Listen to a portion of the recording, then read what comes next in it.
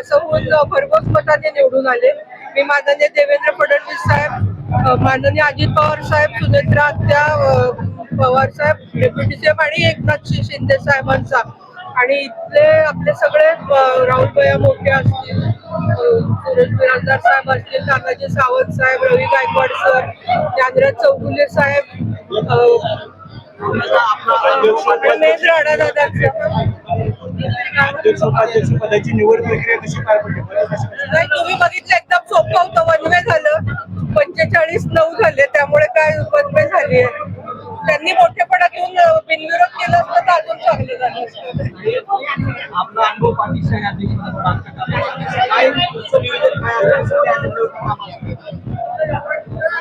मागच्या वेळेस एकदम कोरी पाठी होती, त्यामुळे जास्त. आता मला माहितीये काय काय प्रॉब्लेम पण असणार आहेत आणि काय काय करू शकतो.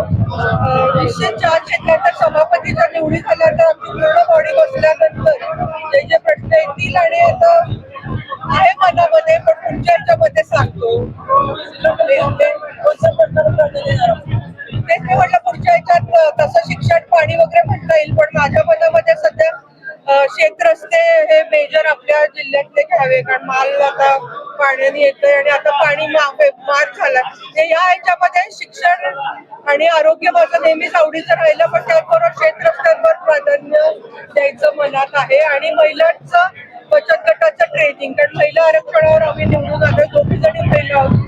महिलांना वुमेनच्या माध्यमातून आणि कसं त्यांचं दरडोई उत्पन्न वाढवेल या 2 गोष्टीवर मेजरली मला फोकस करायचं.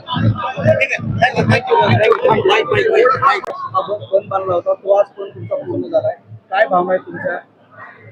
नगर परिषदेच्या विजयानंतर जिल्ह्यातील भारतीय जनता पक्षाच्या प्रत्येक कार्यकर्त्याची मनापासून इच्छा होती की भारतीय जनता पक्षाचा अध्यक्ष हा आपल्या जिल्हा परिषदेमध्ये विराजमान व्हावा.